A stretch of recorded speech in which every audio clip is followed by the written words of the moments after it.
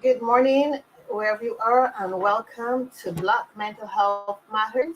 Today, we will be discussing race, racism, psychology.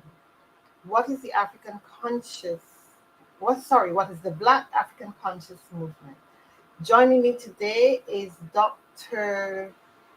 Bayou and Deontay Carter.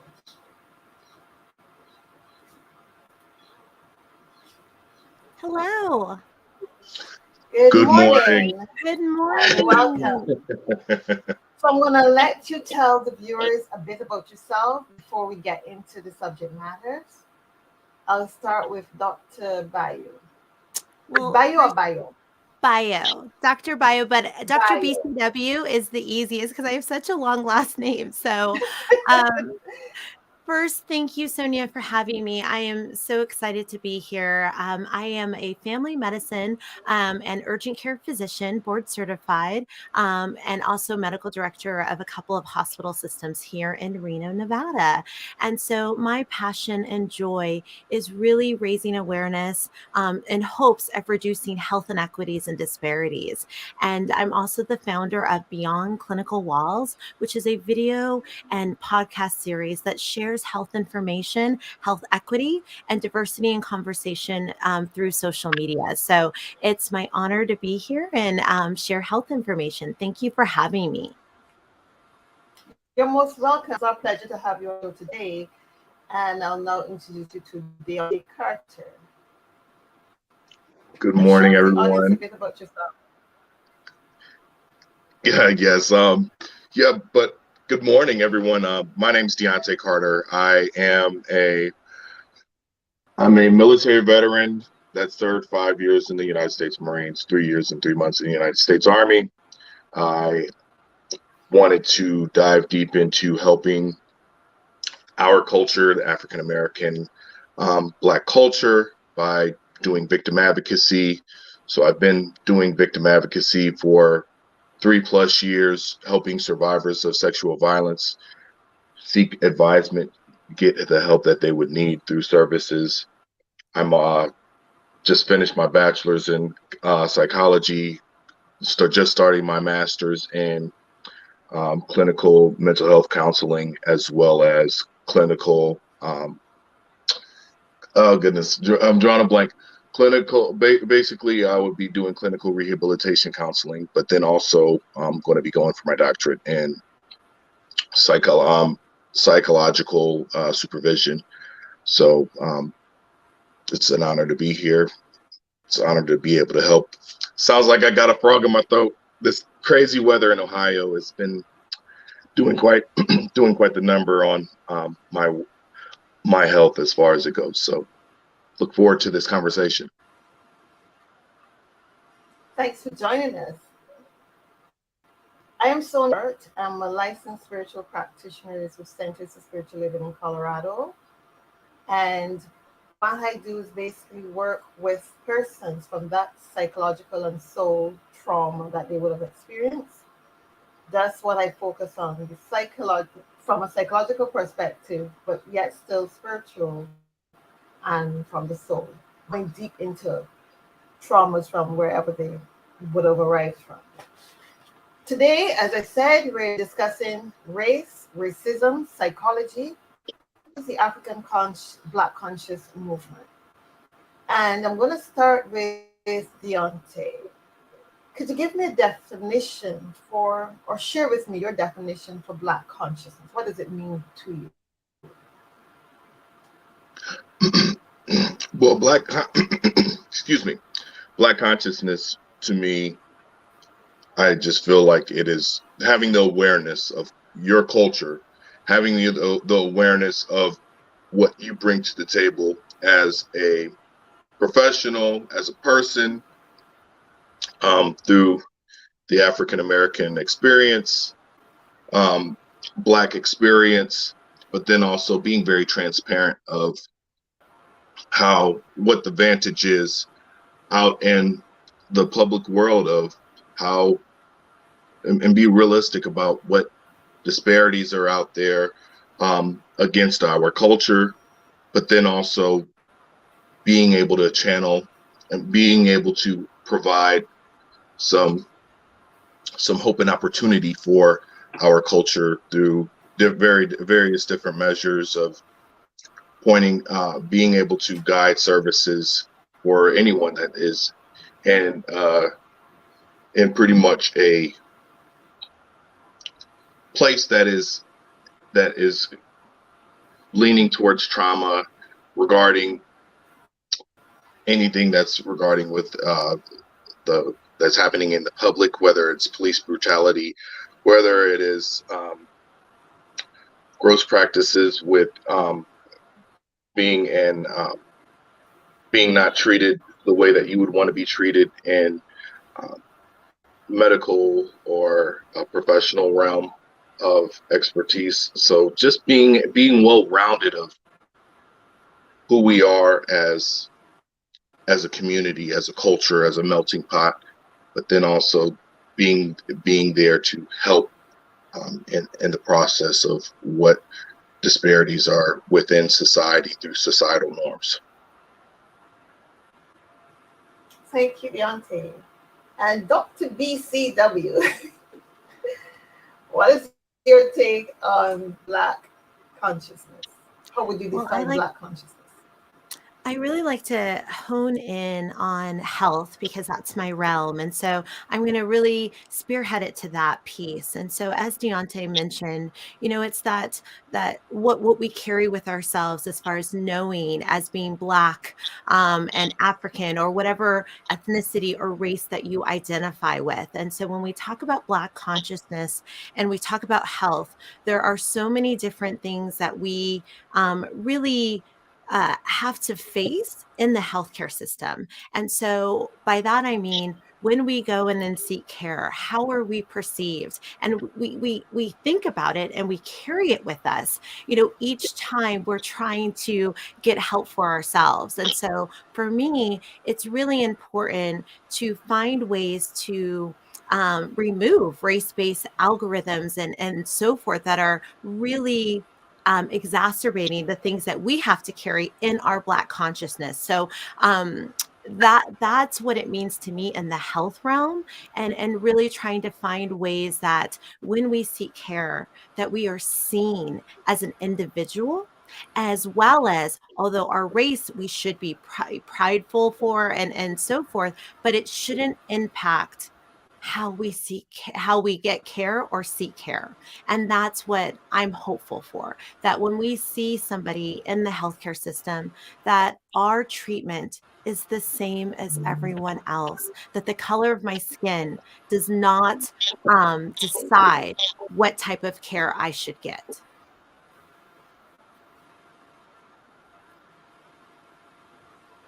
Okay, thank you so much. I want to go to my next question, which is the Black Power movement and the Black consciousness the same? Can you expand on that a bit? Deontay? Yes. From what I was pretty much how I've dealt with it, it's similar but different. But those differences shouldn't be something looked at as barriers. There is someone that I looked that there is Dr. Kimberly Williams Crenshaw. She's from Canton, Ohio.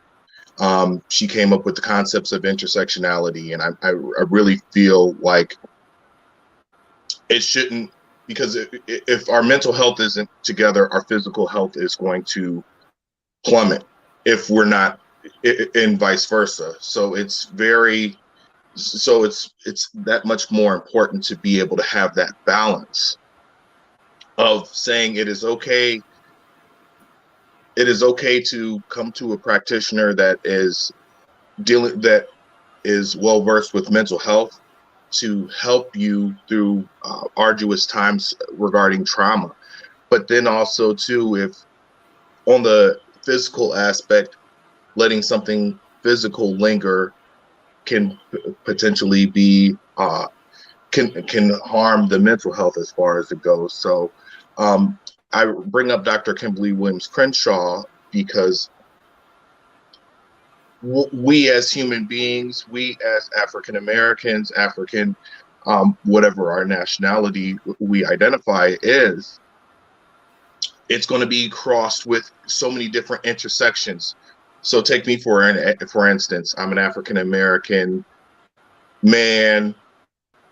I'm a student. I'm a disabled veteran, TBI survivor. It's just there's so many intersections that affect how I am being received, but how I interpret myself based on societal norms.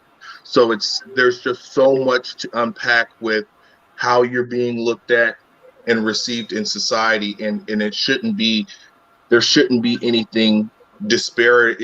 There shouldn't be any disparities with that, being that there are different walks of life that have disabilities, that have mobility or cognitive issues that affect their well-being. So to tie this into the question you had asked, Black consciousness with the Black Power movement, I just feel like these are two entities that are doing their best to service the community within the African diaspora as far as it goes, and being able to advocate for our wellness and well-being, but then also tying it into how consciously we should be accepting ourselves, and not really diving into the societal norms of pretty much looking down and basically taking, adding those stereotypes and barriers to who we are as people. We shouldn't pay attention to that. We should focus on who we are as people internally, but then also having people that's going to advocate and rally with you. So then it wouldn't be, your mental health and physical health won't be so much in peril. Thank you, Dr. Deontay. Dr. B, I'm going to go to question 3 for you. And I want to allow you to bring your health aspect into it. This question deals with the different shades of Blackness and Black identity, especially in cases with mixed races. How do you see the difference in races as it relates to the health industry? Because sometimes you find people who are biracial, multiracial, and the others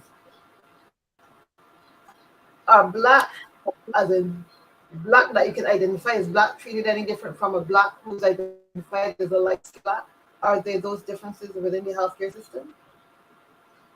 I love this question, Sonia. I think, when you talk about different forms of being Black, shades, and so forth, I think it's important that we start from the definition. And why I say that is because right now, unfortunately, we are enveloped. We are grouped together, and certain treatments are based on the color of our skin. And so when we talk about race, it's important that we highlight that it's a social construct. It's not biological and it's not genetic. And so when you take that in and you think of that definition, but then you look at right now with healthcare and a lot of things that are being put forward, there's this. And I'll give a great example. Often with certain diseases, let's say diabetes or hypertension, sometimes you'll hear the term that's a Black disease, or that we are at increased risk because we are Black. Well, I like to go back and share that when I mention that definition, just because I'm Black, the color of my skin does not increase my risk for having diabetes. Because when we think of family history and genetics and ethnicity, that is completely different. And so it is important to me as a physician to see patients individually and not treat them based on the color of their skin. I still think about family history and ethnicity. And so when you mentioned, the shades of black and how does that really interplay with the healthcare system, unfortunately, right now, we have so many race-based practices that are impacting Black lives every day. And for one example that I talk about in my recent TEDx talk that I did, I talk about a lab study called the GFR, which stands for glomerular filtration rate. At this time, there is a difference between Black and non-Black. And so I talk about in my TEDx talk that Black kidneys and white kidneys are exactly the same. And a lot of people aren't aware of that. And so why I'm highlighting this test that I feel needs to be removed is because it states that a Black person's kidneys are healthier than somebody who is non-Black. So why is that a problem?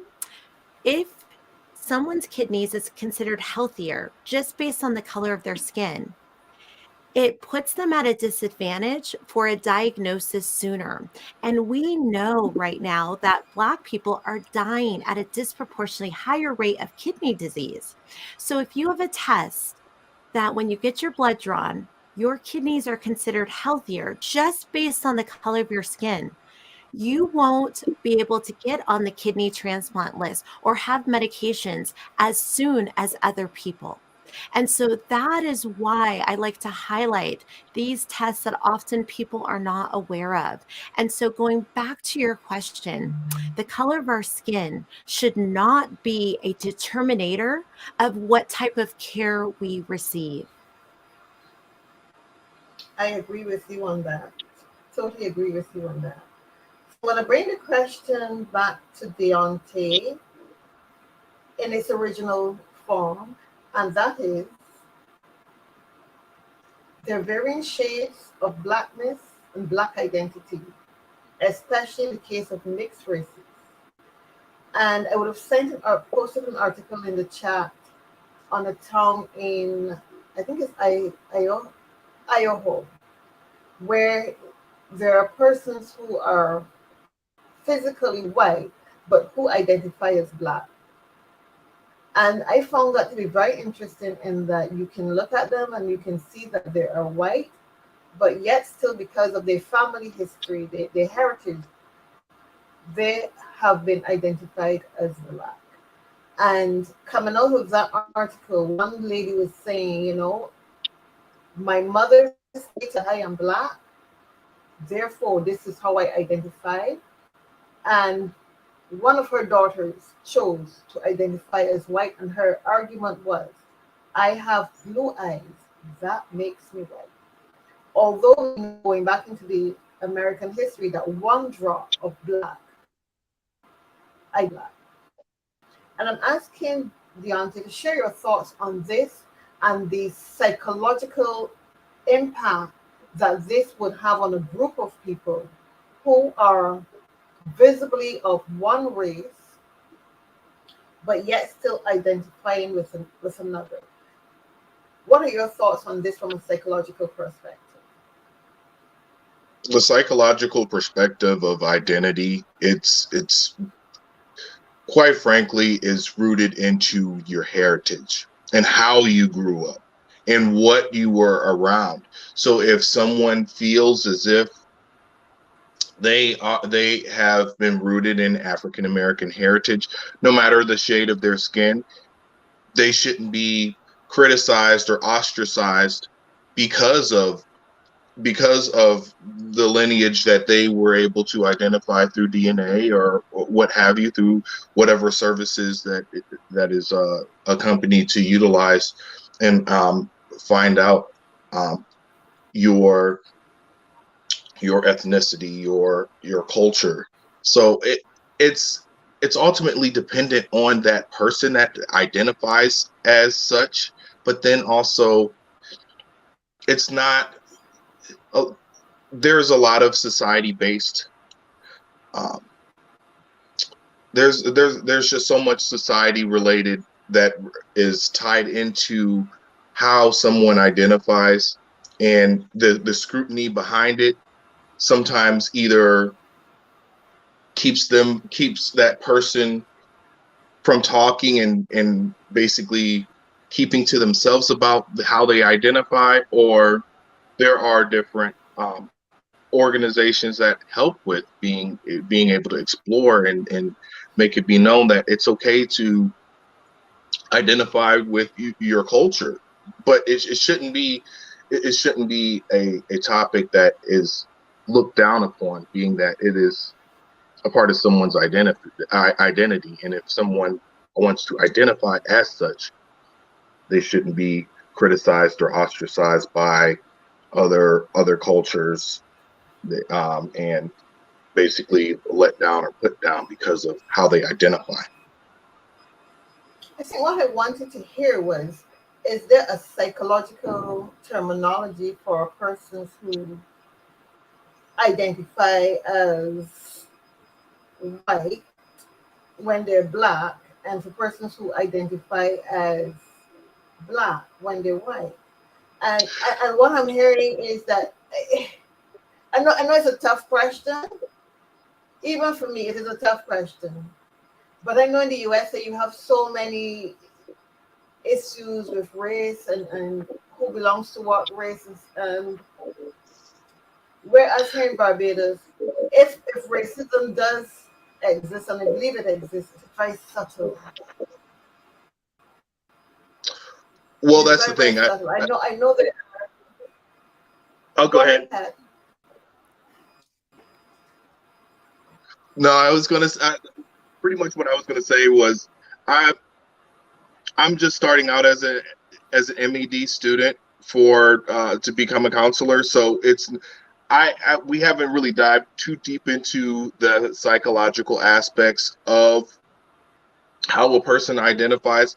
We're basically at the bare roots of how someone identifies and respecting their barriers, not so much barriers, but respecting their space for how they identify. So it's more or less, I don't want to give the wrong answer. I don't want to put out false information regarding how someone identifies. I'm going based off of what I'm being taught, and how everything, how it is accepted as, for someone that is of different culture.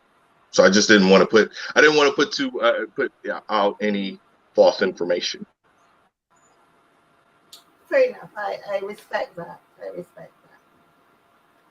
Dr. BCW, I know you said you're here for a short while, so I'm going to ask you this question. And that question is, how do you see diversity, inclusion, and equity in the healthcare system where you're living and working currently? So when I think of diversity, at least where I live, we are very poor in diversity in my area. And I'm speaking from a Black female physician perspective. And so we need more representation throughout the country. And where I live, there are not, and I don't want to give a specific number, but it's about less than 10 Black doctors, Black physicians where I live. And so there is a need, not only where I live, but across the country, to have more representation.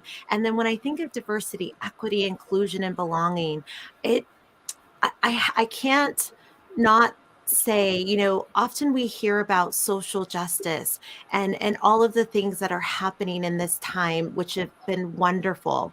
But I really encourage people to think about health equity and social justice coming together, because there are so many different intersectionalities that are at play. Because as Deontay mentioned, we have all of this great movement, but we also need to look at what's happening as far as racism in healthcare.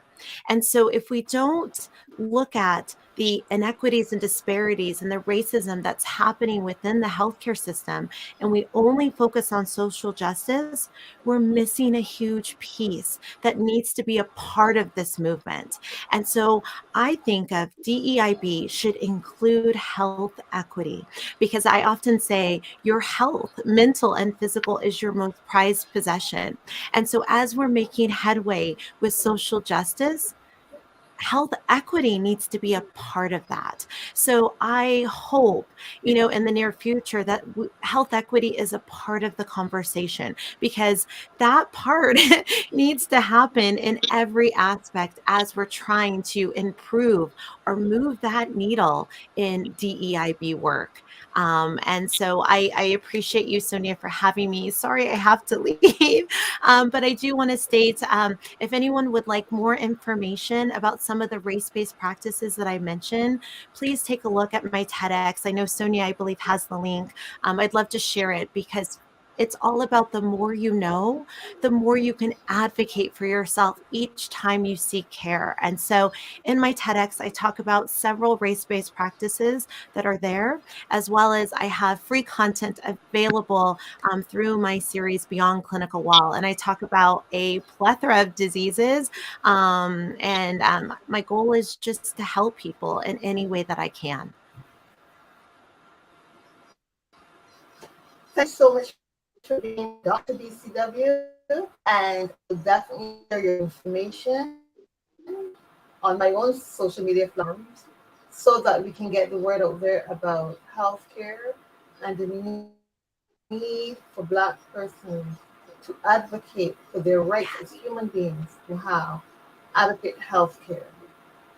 Absolutely. Thanks for joining us today. Have an awesome day. Thank you. You too. Thank you so much for having me. Bye. You're welcome. Bye.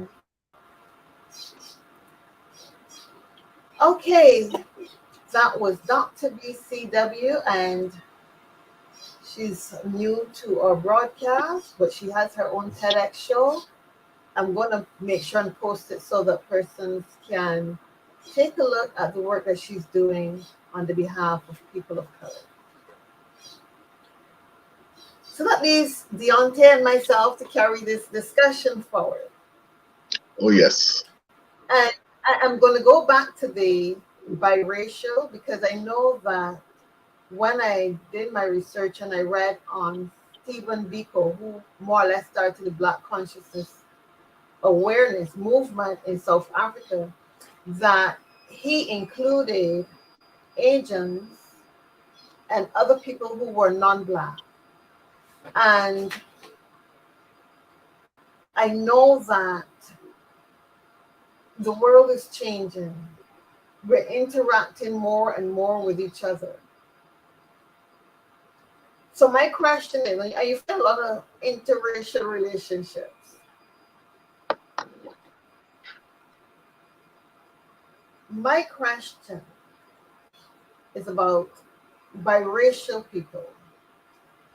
And I know from being on a diversity, let me call it diversity, inclusion, and equity program, I listened to one of my own daughters talk about her experience as a biracial person and the feelings that she has encountered.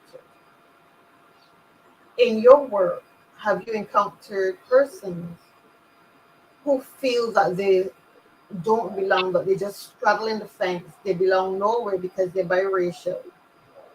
Have you encountered that? Have you had a discussion with them on their feelings?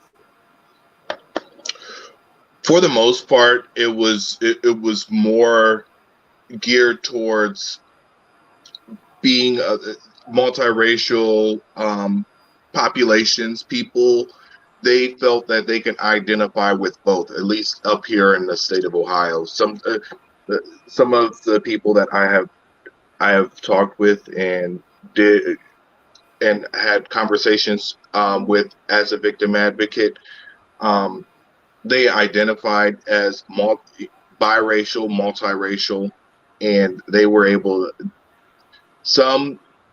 there are some that would just strictly stick with African American, but then there are some that would feel multifaceted by just being able to dive deep into not only African American culture, but Native American if that's part of their culture, Asian or Hispanic.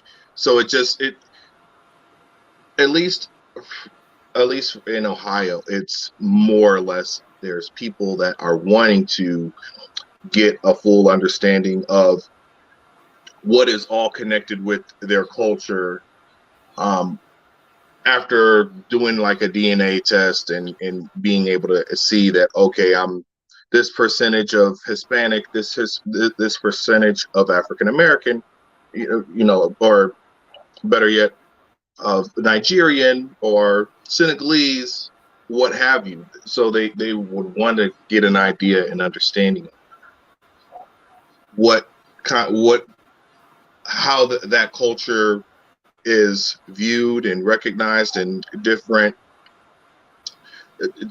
customs that are tied in with that culture. So I don't now in a society perspective, there has been some issues regarding like how someone disregards how they want to be identified. Now that is something that is happening in Ohio, where someone that says, hey, I prefer to be considered biracial or multiracial, what have you.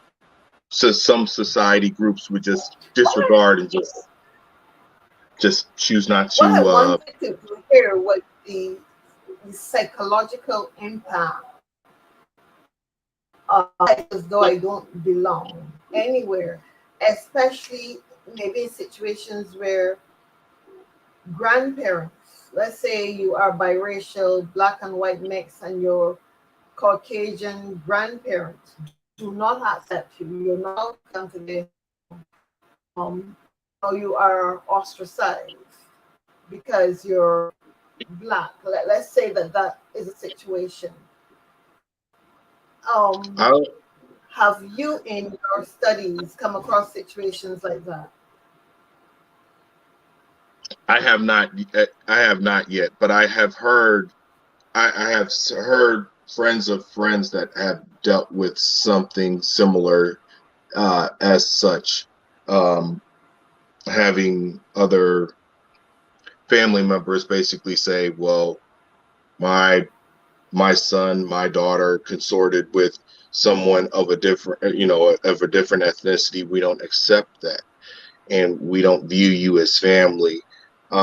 It's more of, I haven't dealt with that within the professional realm of what I have been doing, but there has been stories that other professionals that have dealt with scenarios that you just mentioned. Because I'm thinking of the psychological impact. I mean, we're dealing with Black mental health matters, and I mentioned earlier about a community of people who look white but say they are Black. How would you, as a practitioner, a mental health practitioner, deal with someone coming to you? I mean, you're dealing with Black mental health issues, and someone comes and say, I am Black, I'm coming to this particular person because they will understand me. But then before you, the picture that you've seen is that of a white person. How do we as mental health care workers who say we're focusing on the mental health of Black people, how do we then deal with persons who identify as being Black but look white? How do we really embrace that idea? Or are our biases going to get in the way and we treat them as other than what they say they are? At least for me, although I'll have that bias within me, I keep that. I have that in control. So it's one of those things that if someone that is a lighter skin tone that can basically look like they are Caucasian and they identify as African American, I'm not going to get in the way of their of that premise that they uphold. I'm going to respect that they identify as such. I'm not going to it would be something to where I wouldn't scrutinize them by saying, well, I need to see DNA and all this other. That's just not me. I just, as a practitioner, I would respect the fact that if they identify as such, that's how they identify, and I'm not going to. It's not anything to where I would want to scrutinize their credibility regarding how they identify. But if they're coming to me with issues that they're dealing with regarding how they're being viewed, it's something to where as a counselor, I would want to just make it be known that don't be discouraged from how you identify if someone else is telling you no. It's something that you continue to explore, being that this is a part of your identity, and it shouldn't be something that someone else or society is going to be the determining factor by saying, oh, well, although you identify this way, we don't see you that way, and we don't care how you feel. And it's like, that's talk that I would advise, not so much advise, but suggest that they just would need to have resiliency around being able to not listen to that kind of language from someone within family or society that's around them. I asked that question because when we think of racism, it always appears as though racism is a white person's issue, that, white people are racist. And I asked that question to see how we're thinking, what our biases are. Are we too racist? Am I racist in my outlook on life, or am I being prejudiced in my outlook on life in terms of the clientele that I want to see and how I'm going to treat clients? Am I going to put up a banner that says just this group only, and if you're white, I can't see you? Because racism is a very serious issue across the world, and how we show up as mental health practitioners in terms of healing the minds of people, in terms of bringing people to that place where they are whole and can accept each other where they are. I think it's important that we look at our own biases. How am I showing up as a practitioner? How am I showing up as another human being dealing with the others? Am I going to promote the separation, or am I going to promote the idea of diversity, inclusion, and equity across the board? Because yes, we're dealing with Black mental health matters, but how we show up is very important also. And I agree. I guess essentially we need to get our biases in line, bring our biases in line, heal ourselves first of the prejudices that can hinder us from really helping others to understand the big picture here. The big picture here is to heal not just a handful of people who are suffering from mental health illness, but to heal the world in general so that we treat each other better. Because most of our issues in terms of mental health stems from the way we are treated by people in our environment. When we start to internalize and take that on, and then we become dysfunction because somebody said, hey girl, you're fat, and I take that on and I become depressed because somebody thinks I'm fat and ugly. So basically our biases need to be checked when we're dealing with mental health. The truth is, as we see around the world, people are identifying. People are deciding where they want to fit in. And this is not just a color issue. This is also an issue of gender. People decide this is gender. So in dealing with issues like this, because what Black consciousness is really defined as is finding your identity, learning about who you are, learning about who you are at the core of your very being. And when I look back at what some of the Black conscious leaders promoted, it was basically a mindset. It was like changing the way you are thinking about who you've been told you are. I know specifically in South Africa, Blacks were treated in such a way that they were called boy and girl and they were given most menial jobs to do. They were not allowed to express their greatest potential. And I'm going to bring this back to my own practice as a spiritual practitioner. Because if you're saying to a human being, you're made in the likeness and image of God, all that God is, you are, and then you take another human being and say, no, this is only for a selective few. That deep spiritualization of the Black has also contributed to the economic and financial status of Black people around the world, on the African continent.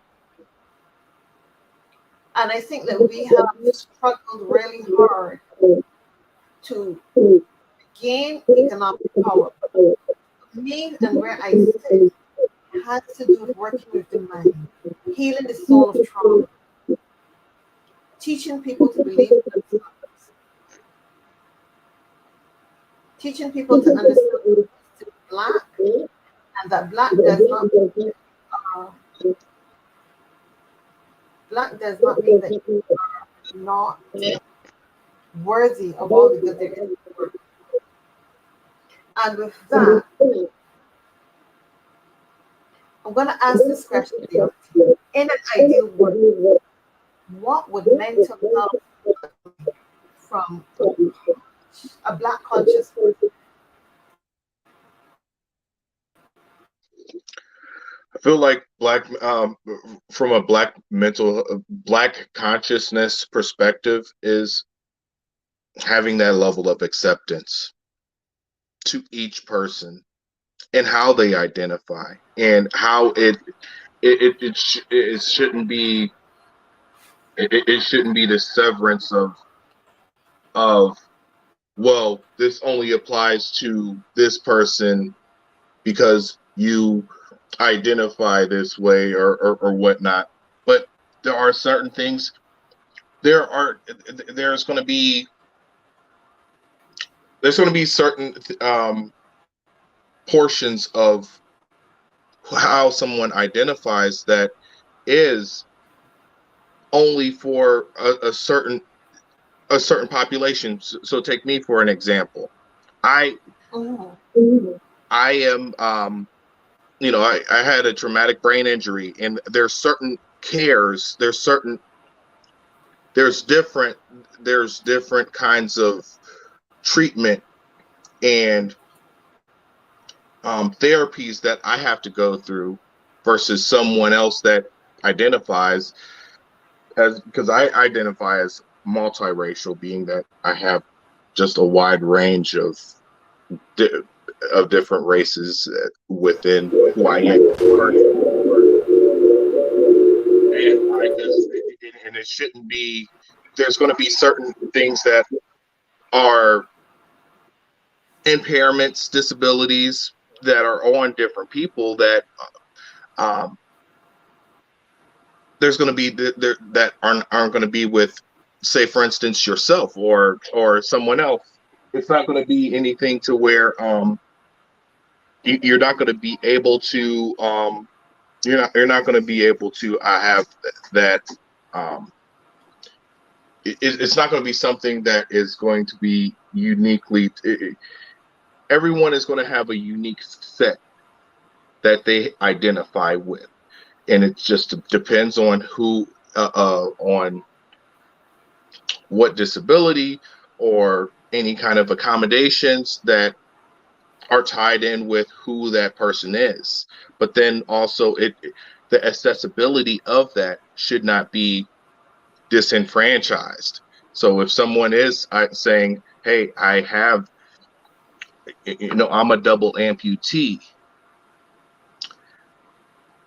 that someone's blackness, someone's skin color should not be the qualifier. They should look at the disability, they should look at the impairment, but there shouldn't be that identifier saying, well, you're of African descent, this exacerbates this to a certain degree. That has nothing to do with it. It has absolutely nothing to do with it. If I have an impairment, I am just like anyone in the society that's seeking help for an impairment or a disability. That's where the line should be drawn, but in a consciousness perspective, recognizing that we as people have dealt with different things and have historically, and then within what's going on today in today's world, are dealing with disproportionate kind of topics regarding racism,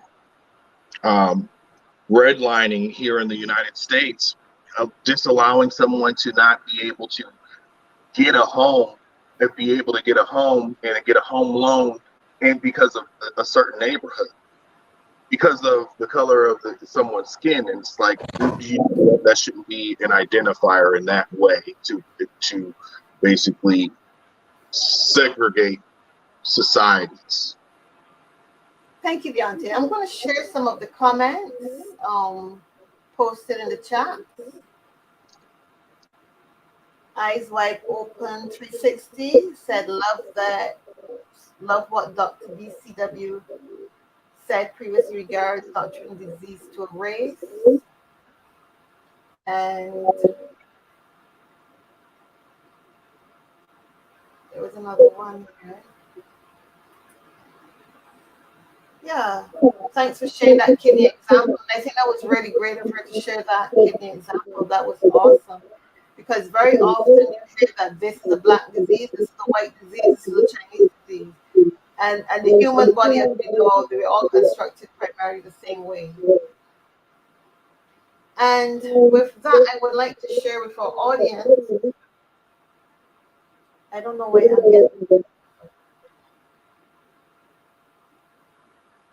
some resources that they can go to, and they can, that is the book called Why Are All the Black Kids Sitting Together in the Cafeteria by Beverly Daniel Tatum. Another book I suggest people read is Blind Spot by Mazarine Banaji and Anthony Greenwald. There's also he's not Hakeem. Ibram Kendi. He writes a lot of good books on racism. And I would also like to suggest that you can do your own follow-up with Stephen Biko and Marcus Garvey and the role that they played in the African Black Conscious Movement, and see how someone in South Africa and someone who's out of Jamaica living in the US, they have contributed to the Black Conscious Movement, making us aware that we are human, that we have the same feelings as other people, and that we basically need to change our mindsets about who we have been told we are by other people and start to live as who we know we are. And I would like to also mention one of our greatest advocates for Black Conscious Movement and change, and that is the late Bob Marley, who sang the song Redemption Song, which basically told us to emancipate ourselves from mental slavery. And I think that is one of our biggest challenges, moving from a mindset of lack and insufficient and inferiority to a mindset I am equal to any other race on this planet. And I also suggest that you take a look at a movie called Imitation of Life. I do not remember the name of the stars of that show. It's a very old show, probably still in black and white. But this is a story that highlights the life of a young woman who is passing for white. Her mother is black, and her mother with a white lady, right? Best friend, black and white females as best friends. But in the story, this girl rejects her mother because she's black. And another black figure I would like to highlight is Freddie Washington, who was an actress who refused to ask for white to get parts in acting. And I mentioned in her, if you see pictures of her, you would think, oh, that's a white woman. But she identified as black and refused to pass for white. And this is about understanding your identity. This is what Black consciousness is about. Understanding who we are and not feeling ashamed for being Black. So with that, I'm going to ask you, Deontay, to share your final thoughts on the topic today, which is race, racism, and psychology. What is the African Black Conscious Movement? Well, I wanted to share. I had the pleasure to meet Dr. Bernice King. She runs the King Center.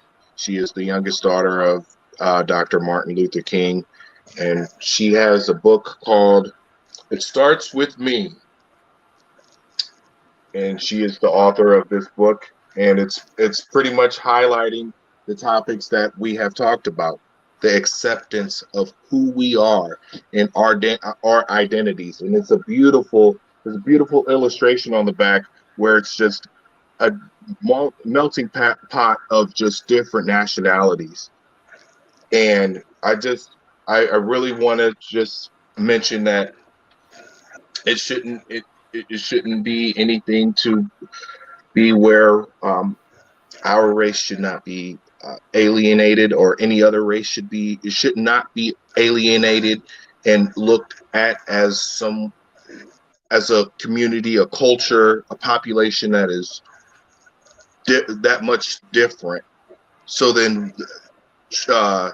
it shouldn't be that authorization to have different kinds of treatment towards different races. So again, I just I really wanted to just share that Dr. Bernice King had a powerful message to just continue to push forward and to just do everything in a nonviolent way. And she coined the term Nonviolence 365 to just advocate for being able to represent our culture, represent ourselves in the proper way, and stop societal issues that are pretty much ostracizing us because of the color of our skin. So it was truly a pleasure to be able to meet Dr. Bernice King.